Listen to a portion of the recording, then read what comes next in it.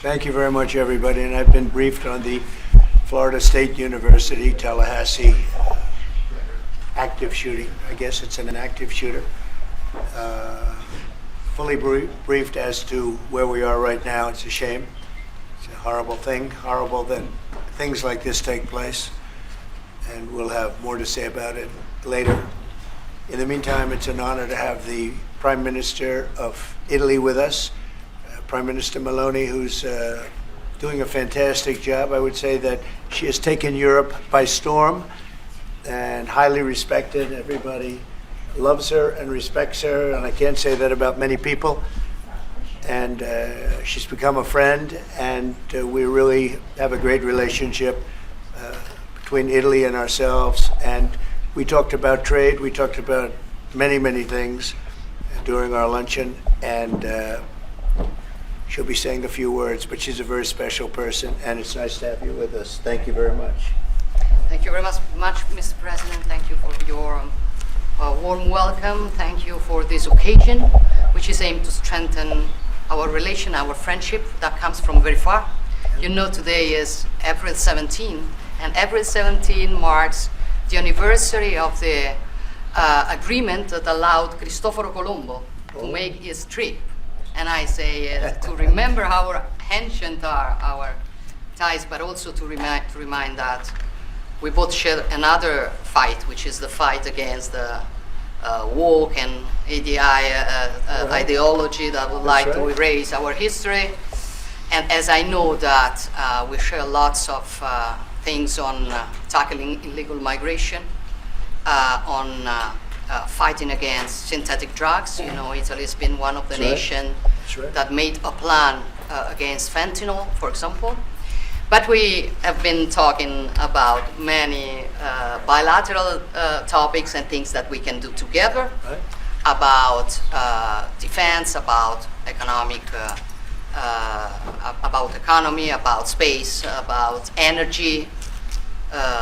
Italy will have to increase its LNG imports, and also nuclear that we are trying to develop. I think there can be ways to work together, and the Italian enterprises will invest, as they've been doing for many years, as you know, in the next years, I think around 10 billions. That shows how interconnected our economies are. And that's very important, Mr. President. It's not only about Italy, it's about the entire Europe. The exchange between us is a very big one. Investments, trade, it's a topic that we are discussing in these weeks. But at the end of the day, look, somebody calls me, I was saying it before, such a Western nationalism. I don't know if it is the right word, but I know that when I speak about West, mainly I don't speak about a geographical space. I speak about a civilization. And I want to make that civilization stronger. So I think even if we have some problems, okay, between the two shores of the Atlantic, it is the time that we try to sit down and find solutions. So I want to thank President Trump for having accepted an invitation to pay an official visit to Rome in the near future, and consider the possibility in that occasion to meet also with Europe. The goal for me is to make the West great again, okay? And I think we can do it together. We can. We will keep on work on that. I'm going to close. I want to say only, I'm proud of sitting here as Prime Minister of an Italy that today has a very good situation despite the difficulties, a stable country, reliable country, 1 million more jobs in the last 2 years and a half. Great. Inflation is going down, so you forgive me if I promote a bit my country, but you're a businessman and you understand me. So migration flows going down 60%. So we are trying to do our best, but I think we can do it even better together. Also on Ukraine, I will close.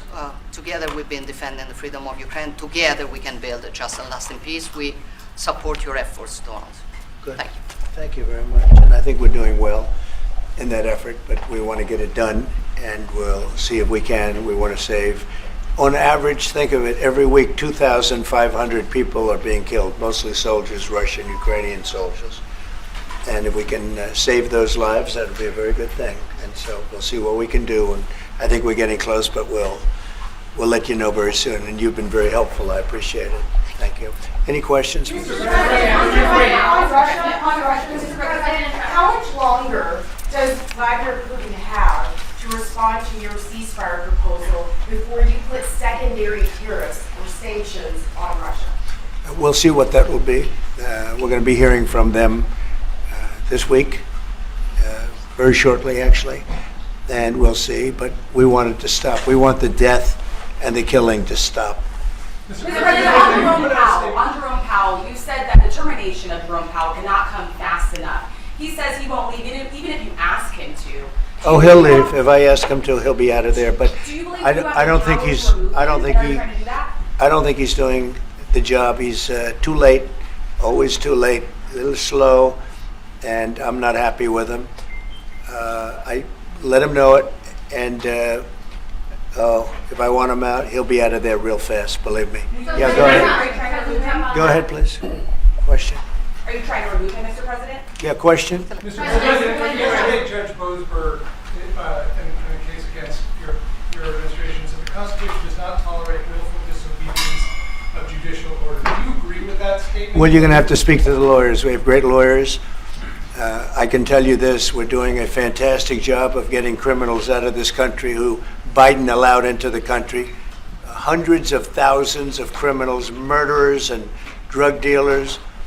And I was elected because of the fact, I would say maybe that was the number one fact for a lot of reasons, the economy, a lot of things. But one of the primary reasons I was elected is because I said, I'm going to get the criminals that he allowed to come into our country so stupidly through open borders. I'm going to get them out. And I got a lot of votes, record-setting numbers of votes, as you know. We won everything. The popular vote, all 7 swing states, we won everything. And that's what the public wanted. That's what I'm doing. But you'll have to speak to the lawyers because it's up to them. Mr. President, what do you think of the proposal from France? Say it. What do you think of the proposal from France and UK of a peace mission in Ukraine with soldiers? And do you think that Italy should take part in it? Well, I think Italy will have to make that determination, but peace missions are always good with me. I'm okay with peace missions. Yeah, please. Mr. President, have you discussed what areas of cooperation have you discussed with the Prime Minister vis-a-vis Italy and the United States and Europe and the United States? And on China? We discussed it very briefly. No, we're doing very well with negotiations, I think, with all countries. Do you have a And Scott could tell you a little bit, but we are doing very well. We have a lot of countries that want to make a deal. Frankly, they want to make deals more than I do. Go ahead, Scott. Would you say something, please? Yeah, we've got a process in place. We're working on the big 15 economies first. We had a fantastic meeting with Japan yesterday. I believe there's been calls with the EU already. And then we have South Korea coming in next week. And I believe India is also talking.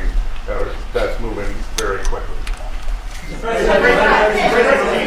ahead. Ukraine's President Zelensky has said he has evidence that China is supplying weaponry or ammunition to Russia. Do you have any evidence along those lines? And also, he said we could see a minerals deal signed this week. Is that? Well, we have a minerals deal, which I guess is going to be signed on Thursday, Scott, next Thursday, soon.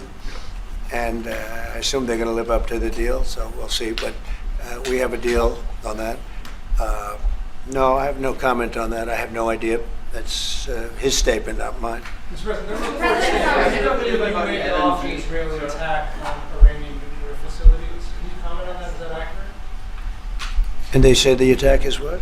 That you waved off an Israeli plan to attack Iranian nuclear facilities. I wouldn't say waved off. I'm not in a rush to do it because I think that Iran has a chance to have a great country and to live happily without death. And I'd like to see that. That's my first option. If there's a second option, I think it would be very bad for Iran. And I think Iran is wanting to talk. I hope they're wanting to talk. It's going to be very good for them if they do. And I'd like to see Iran thrive in the future, do fantastically well. I know the Iranian people, they're incredible people. always have been very smart, very energetic, very successful people. And I don't want to do anything that's going to hurt anybody. I really don't. But Iran can't have a nuclear weapon. It's, pretty simple. It's really simple. We're not looking to take their industry. We're not looking to take their land. All we're saying is you can't have a nuclear weapon. The deal that was made with Obama, that deal would have expired already. It was a terrible deal. It would have expired. And that gave them a clear path to a nuclear weapon. I wouldn't have accepted. That's why I terminated the deal. Number one, it was way too short. When countries are involved, you don't make short-term deals. These are countries with long lives. And I terminated that. And it was a great termination because it didn't allow us to do anything. Once it terminated, you know what the deal was. It was a terrible deal. Really, one of many terrible deals made by the U.S. But no, I'd like to see Iran thrive. And they can do that, I think, very easily, or they can do it the other way. The other way is not going to be good for them. It's going to be really bad for them. What do you make of the Nvidia CEO going to China and met with trade officials there? Well, Jensen's an amazing guy. He's become a friend of mine, and I don't know, he's a person that's very proud of our country. He loves our country. I'm not worried about Jensen at all. Mr. President, if we're hold you in contempt, will you take steps to return Kilmar Abrego Garcia to the United States and put him in front of a judge? Well, I'm not involved in it. I'm going to respond by saying you'll have to speak to the lawyers, the DOJ. I've heard many things about him, and we'll have to find out what the truth is. But I will say this, we were inundated by millions of people, many millions of people during the Biden administration. They say 21 million. And a big percentage of those are criminals, serious criminals. I'm not saying just criminal because they came into the border illegally. I'm saying they're criminals at the highest level, murderers. Many of those people murdered more than one person, and they're on the loose.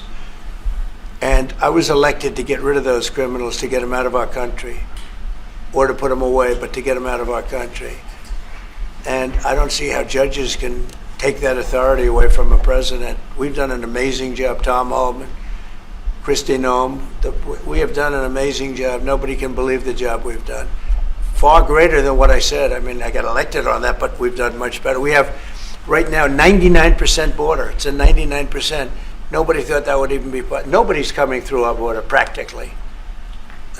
2 weeks ago, we had 9 people come through, all for medical reasons. We allowed them. We brought them through because one had a heart attack, one had something else, and, all for medical reasons. We have a great border. We had a great border 4 years ago, but we have a border now that's even tighter, and we did that in a matter of weeks. And no, we have to. We need to get murderers and drug dealers and people that were in jail for horrible. They released jails, Georgia, from all over the world. They released them, not just South America, all over the world, the Congo and Africa. Many, many people come from the Congo. I don't know what that is, but they came from the Congo. And all over the world they came in, opened their jails. Venezuela, practically all of their prisoners released into our country. We took them because we had an incompetent administration called the Biden administration. And to think what they've done to our country. And I was elected to straighten that out, and I'm doing that. But we have activist judges that don't want murderers to be sent out of our country. They don't want killers and drug dealers and drug lords and people from mental institutions. They want them to stay in our country, I guess. I don't know, maybe that's the liberal way, or as they call it nowadays, the progressive way. But I don't think it's the way that our country believes, and that's why I won in a landslide. Mr. President, back on train, Mr. President, you did say that you were confident these deals will be done, but you also said that you're in no rush. Americans are seeing prices rise. They're seeing it on their bills. How long can they expect that pain to last? So they've already seen it get much better, because if you were truthful, which you're not, I know you very well, you have gasoline that hit $1.98 yesterday in a couple of states. You have gasoline's way down. The price of oil has dropped substantially. The price of groceries are substantially down. The price of eggs, you know, when I came in, they hit me with eggs. I just got there. I was here for 1 week and they started screaming at me, eggs have gone through the roof. I said, I just got here. I was there for 7 days and I hear that eggs have gone through the roof before I got there. And they were screaming at me, the press, the fake news, like you're fake. And the fake news is screaming at me like about eggs. I said, I've only been here, this is my 7th day. And they were right. They went up 87% and you couldn't get them. They said, you won't have eggs for Easter, which is coming up. Happy Easter, everybody. You won't have eggs for Easter. And we did an unbelievable job. And now eggs are all over the place and the price went down 92%.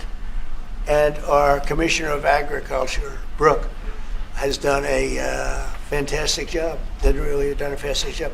So prices haven't gone up. The only thing that's gone up actually is interest rates, because we have a Federal Reserve Chairman that is playing politics.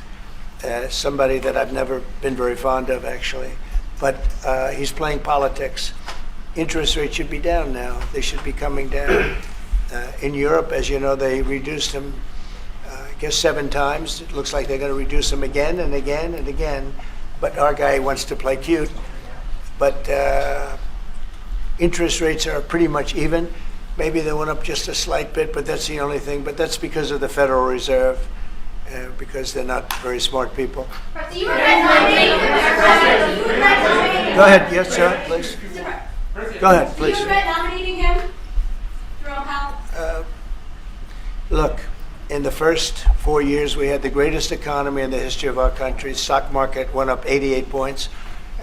I think he's terrible, but I can't complain because we had the most successful administration economically in the history of our country. I think we're going to do even better this time because you will see that the numbers that we're taking in are astronomical. We're taking in tremendous amounts of money with the tariffs. We were treated very unfairly on trade, and countries are having a hard time getting used to the fact that they can't do that to us anymore because we have a real president. We have a president that understands what it's all about. We had presidents that in some cases were smart, but they didn't understand business, or they didn't like business, or, you know, it wasn't like a priority. And then you had like the last administration, the only thing they were good at was cheating in elections. That's about all they could do. They couldn't do anything. They were useless. They were incompetent. Worst administration in the history of our country. Worse than Jimmy Carter. Jimmy Carter died a happy man. You know why? Because he wasn't the worst president. Joe Biden was. So I think you're going to see some fantastic numbers when this all happens. It's happening now. I mean, everybody wants to make a deal. And if they don't want to make a deal, we'll make the deal for them. Because that's what's going to happen. We'll just say, this is what it is. But we want to listen to everybody. And I think I can say for Scott and the other people that are working on it that we're listening and we're going to be very fair to people. But, you know, we're the one that really sets the deal, and that's what we'll be doing. Okay. Go ahead, please. Please. Question to our Prime Minister. Oh, you have a great Prime Minister. You're so lucky. Yes. In italiano? Oh, yes, that's right. Ok. I'm not sure they do agree. Presidente Meloni, volevo sapere cosa pensava del fatto che il Presidente Trump ha considerato responsabile Zelensky della guerra in Ucraina e poi se avete parlato delle spese militari e qual è il limite massimo a cui ha detto che può arrivare l'Italia, le percentuali delle spese militari. Abbiamo parlato dei limiti massimi a cui può arrivare l'Italia, abbiamo parlato del fatto che l'Italia sta mantenendo i suoi impegni perché arriverà al prossimo vertice della NATO con il 2% che era già previsto, che è stato sottoscritto dai governi precedenti, perché siamo una nazione seria, ma non abbiamo parlato poi di quanto vada aumentata questa percentuale, anche se siamo ovviamente consapevoli che insomma, il tema della difesa sia un tema particolarmente importante di questo tempo. Per quello che riguarda la guerra in Ucraina, lei sa come la penso che ci sia chiaramente diciamo ci sia stata un'invasione e che l'invasore da quel punto di vista fosse Putin e la Russia, ma non è questo che diciamo oggi quello che rivela il fatto che insieme vogliamo lavorare, stiamo lavorando per cercare di arrivare in Ucraina a una pace che possa essere giusta e duratura. Penso che questi siano gli sforzi sui quali condividiamo il nostro lavoro, abbiamo condiviso anche oggi il nostro lavoro. That sounded absolutely, that was so beautiful. What the hell was that? What did she say, please? No, I mean, it sounded great. It was about. It was beautifully presented, but maybe I could hear what she said. Go ahead. It was about asking. Guys, Hold it, hold it. Have some respect, please. Thank you. No, wait. I want to hear what she said. Go ahead, please. Prime Minister Meloni was asked what she thinks about the fact that President Trump holds Zelensky responsible for the war in Ukraine. And Prime Minister Meloni answered, well, actually,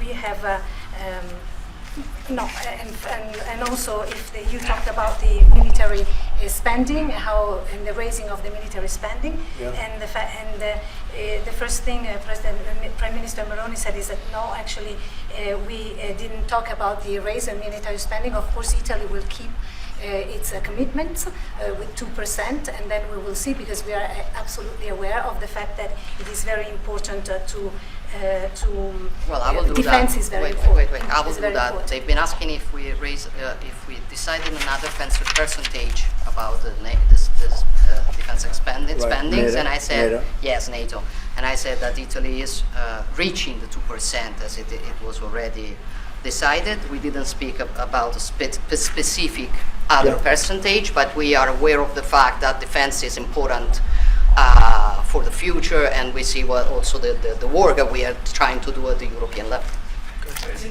And I don't hold Zelensky responsible, No. but I'm not exactly thrilled with the fact that that war started. That was a war that would have never started if I were president. You'd have millions of people living right now that are dead.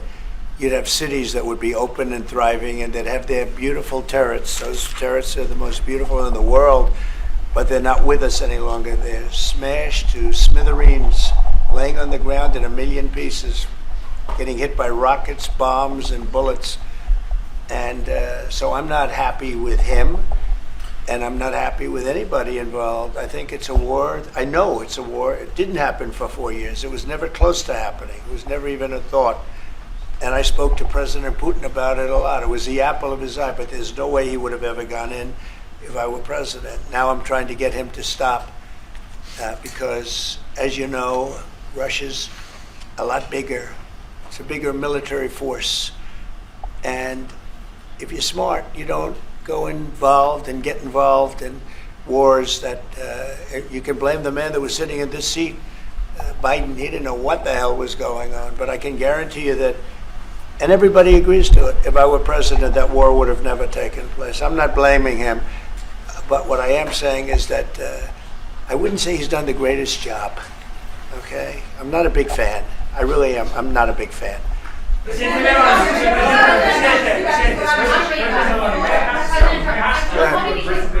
ahead. Go ahead. Presidente Meloni, avete discusso di Cina, della possibilità che l'Europa ponga dei dazi, diciamo, sulla Cina. Mr. President, are you sure about the definition of the parasite of European? Would you say again that the European parasite? It's never said. Would you say again that The European- Have you said that yeah. Europeans are parasites? Yeah. Have you seen it? No, I haven't don't- said. I don't know He what. didn't say it. I don't even know what you're talking about. Go ahead, please. Go ahead. You have discussed the possibility. No, wait. Next. Go. Thank you.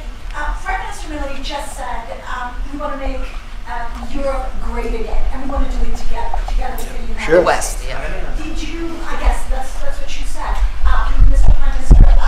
How are you going to do that? And are you looking to do it to counter China, who is really trying to gather influence against the United States with the help of its joint? I hope that Europe is going to be great again. Europe has gone through a lot of problems, and a lot of it's having to do with immigration. And I'm not a big fan of Europe and what they've done with immigration at all. And I think they got to get smart because Europe is being very badly hurt by what they've done with immigration. Now, I'll say this, that the Prime Minister has taken a very tough stand on immigration. And I commented to her before, I said, I wish more people would be like you having to do with that subject, but they're not. Europe is very important to me. Europe is very important to the world. I want Europe to do very well. I think they have to get a lot smarter on immigration. But we are beginning doing it. You've all seen how the policies of the European Union in the last, let's say, 2.5 years have been changing. Okay, at the beginning we were talking only about how we were redistributing illegal migrants coming to Italy. Now we are talking mainly about how to stop illegal migration, work with the countries of origin and transit, and to return people. The European Commission just did the new rules about repatriations and things like that. So things are changing, thanks also to the example that Italy brought in lowering the rates of illegal migration. So we are working now together. So I'm optimistic on that. Good. I hope so. Go ahead, please. Go ahead. I'd like to ask President Meloni if you have discussed the option of starting deal with Italy on satellite communications, and to President Trump, if you want to see the Google company broken up. The Google what? The Google company. What about Google it? business. I want to see it broken up. It's a great. Go ahead, please. Oh, well, we didn't discuss about Starlink. We've been discussing about defense space. We will work together also in the Mars missions. So there are big things to do together, but we didn't discuss it. Anything in your conversation with the Prime Minister that changed your mind potentially about tariffs and what you plan to do going forward? Is there anything the Prime Minister said to you that changed your perspective? No, tariffs are making us rich. We were losing a lot of money under Biden, trillions of dollars, trillions on trade. And now that whole tide has turned. We're making a lot of money. We're taking in a lot of money. Don't forget, we're taking in 25% on cars, 25% on steel, 25% on aluminum, 10% baseline. We put penalties on China for sending us fentanyl. We put penalties on Mexico and Canada, 25% for allowing fentanyl and allowing the borders to be weak. Now we're taking in billions and billions of dollars while I sit here and talk to you. And we didn't take in anything before, other than the tariffs that I put on previous to Biden, which were the tariffs I put on China, where we took in, up until this point, probably $700 billion. They were Trump tariffs. He tried to weaken them. He did everything he could. You know, he got paid money by China, right? The family got paid money, he did. And so I don't know, maybe that was the reason, or maybe it wasn't, but he tried to weaken them, but he couldn't, because there was so much money that his budgets, you know, they couldn't stand not doing it. But I took in up till this point, my tariffs on China. Nobody ever took in 10 cents from China. No other president took in 10 cents. I took in more than $700 billion from China. So we're doing very well. I mean, our country's doing very well. They had a bad report today from one of the healthcare companies that had an impact on the stock market. But this isn't about that. This is really, we're building a base. We're building a country like no other. And again, I had the strongest economy in the history of our country by far, history of any country probably, but the history of our country in 4 years. And I think this has a chance to be much better. Can you just clarify on the mineral field? Will that be signed here at the White House with Ukraine on Thursday? Will President Zelensky be coming here for that? I don't know exactly. I'm going to leave that to Scott. What do you think? Where would it be signed and when? Yeah, we're still working on the details. We're shooting for around April 26th. Is there any more detail that you could tell us about what's in that deal and how it came together? It's substantially what we'd agreed on previously. When the president was here, we had a memorandum of understanding. We went straight to the big deal, and I think it's an 80-page agreement, and that's what will be signed. President Trump, on rate cuts, can you clarify on rate cuts, do you intend to seek Powell's firing if he doesn't change his stance on rate cuts? Or is that on the table, or is it out? Well, I think he should do the rate cuts because I think if Europe has done it, it puts us at a disadvantage to Europe. I mean, he plays right into their hands. So I think he should do the rate cuts. We don't have really inflation now. I just said the major things are going down. Oil is great. Oil is way ahead of schedule, and that's because of our policies. But oil is down into the $60, $65 range now per barrel. And I told you, in certain states we have less than $2 for gasoline. And food is down. Groceries, as we call it, are down. Other than interest rates, everything's down. Interest rates are pretty flat. They're not. It's not that they're up, but we should be better than flat. We should. If he would lower the interest rate, I think it would have a good impact on that too. But the costs are down. We have very little inflation. I would say we have essentially no inflation. Hard to have inflation when oil goes down, and oil goes down. When Biden came in, oil went through the roof. That's what caused our problem. That and his very dumb spending. But when the oil prices go down, and they have gone down a lot, we've gotten it down really good. We've opened it up and we've gotten them down. And that means that people driving cars are going to be paying $2 and $2.50 instead of $4.50. And, you know, even at the end, they tried just for the purpose of the election to get it down. But they had really lost that sucker. That was really, it was not good. But if they had won, oil right now would be at $7 or $8 because of their policy. And we're going to be at about $2. Could be even a little bit less than that.